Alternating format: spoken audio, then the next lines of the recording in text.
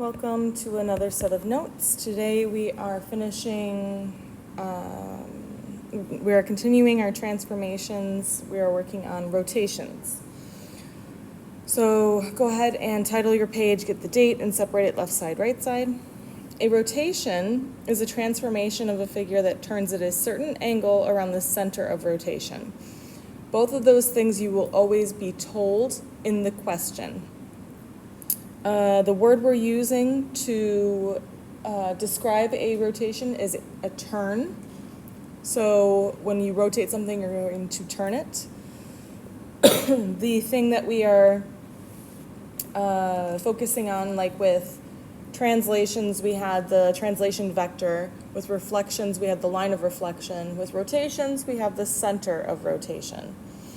Now there's two ways that you can rotate a figure. The first way is clockwise, meaning that you move it in the direction of the clock. The second way is counterclockwise or anti-clockwise. Both words mean the same thing. I've heard them used in different contexts, and this goes against the direction of the clock. So let's go ahead and get into example 1. We're going to rotate this rectangle first clockwise, 90 degrees through A. Now you're going to use patty paper just like you did with reflections to help you work through this, since we don't use construction tools here. But what you want to think about is if you put your pencil on A and the shape is movable and you rotate that shape completely 90 degrees, you will end up with a rectangle that looks like this.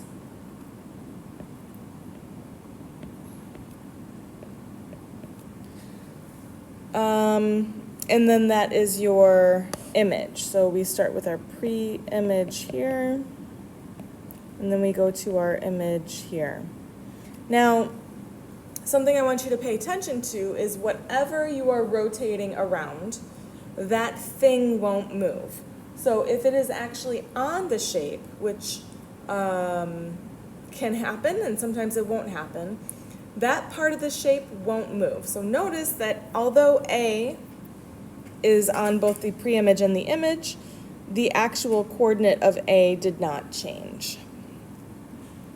So let's go ahead and rotate the rectangle again. This time we're going to do counterclockwise 180 through C. So if you pretend that the rectangle is not set to the paper, you're going to trace it and line it up, and I can show you how to do that in class. But if you put your pencil on C and then you rotate this counterclockwise 180 degrees, you will end up with a shape that looks like this. Again, notice that C did not move because that is our center of rotation. Now, part C, counterclockwise, 90 degrees through B. So now B is the center of rotation. If we turn that shape 90 degrees counterclockwise, it will look like this.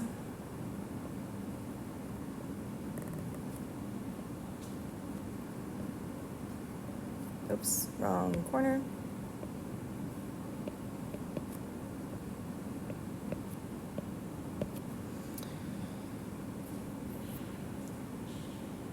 Okay, example 2, and then we're done.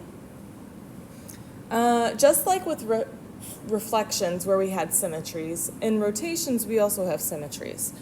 The interesting thing about rotational symmetry is you're going to turn any figure through the center of that figure and determine if this figure has rotational symmetry. Now, in order for it to have rotational symmetry, you have to match or map the shape onto itself at least once before doing a full rotation, which is 360 degrees.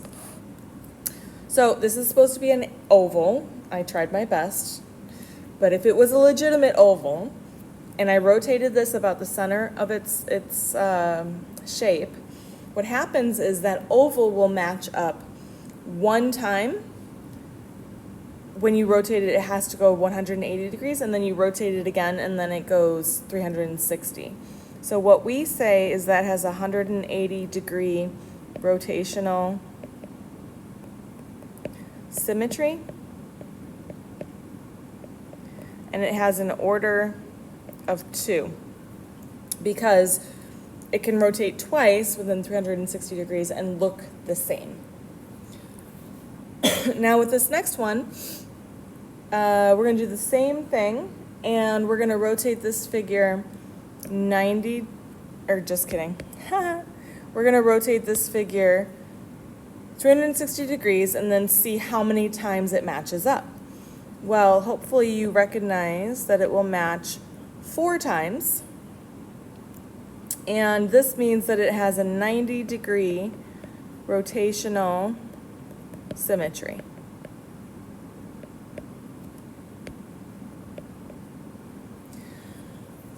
Go ahead and work on some practice questions. Ask me any clarifying questions that you need, and then come back to this notes and write a reflection.